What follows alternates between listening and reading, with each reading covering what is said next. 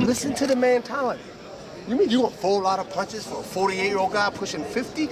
When you just say you're gonna go knock his ass out? Throw a lot of punches because we've seen some fights he fought where they got some success. The Joe Gazaki, the Jermaine Teller second fight, the Ched Dawson last fight.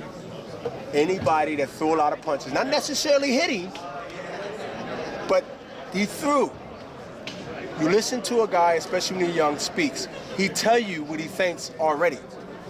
90% is always that 10 that you got to worry about that maybe it's just a throw off. But it's 90% they're speaking really truth. And I use that against him. No, he doesn't have the draw power. He doesn't have the draw power of someone like Martinez or Ward. That's why you need me. Yeah, is that a possible fight? Those two fighters maybe down the road? With who? I would never fight Ward. That's for Protege. I would never fight Ward. And Jay Prince also represents him too.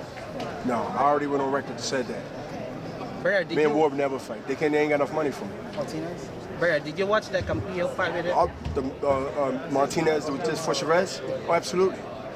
He's old school too. He's tricky though. He's awkward. Yeah, but I'll fight him. I never turned down anybody. I never turned. Look, it took me 17 years to get Roy back in the ring. So I'm a real patient guy, and I'm a real persistent guy. So I never give up. And again, that led it to that. Even the Roy Jones fight took 7 years, 17 years, 16 years to happen. So you can see the demeanor in me. When you tell me, oh, that fight's never gonna happen, I say, as long as I keep winning, he stays in the game, I stays in the game, we eventually got to go ahead and meet again because either I'm going to need him or he going to need me. And obviously he needed me. So now we fought. And so it goes to tell you about a guy's character, is that I'm willing to have patience. I'm willing to know at the end of the day, I'm willing to live with the ups and downs, but I'm willing to take that chance. And that chance I'm willing to take based on what I prepared myself over the years to be able to say that when I did these things, I was more successful than not. So I'm like a horse with veils on. I'm going that way. I'm not pausing to say maybe I'm not, maybe I'm this. That split second of stopping and hesitating, that's your demise in a bad way. When you see somebody like Andre Ward, right, you say that's your protege, you want to fight, right? When you see, does it aggravate you when you don't see many young fighters following the set rule of principles that you live by, that again you can withdraw from the bank, and you see someone like Ward? Let's be realistic, you don't see many other fighters at all that are coming up in their 20s and 30s. You know, does it aggravate? No, to me it's not, because I'm around the young guys all the time, even in the gym tomorrow. We broke camp to do this. Thank God it's only one city. I leave back to enjoy the rest of the day with my family for my birthday. And it doesn't discourage me or any negative way because we live in a different time. Whether I agree to that time or not, it would never be the way it was in my career, in my era. It never would be the way it was before me and before that. You got to adjust to the times.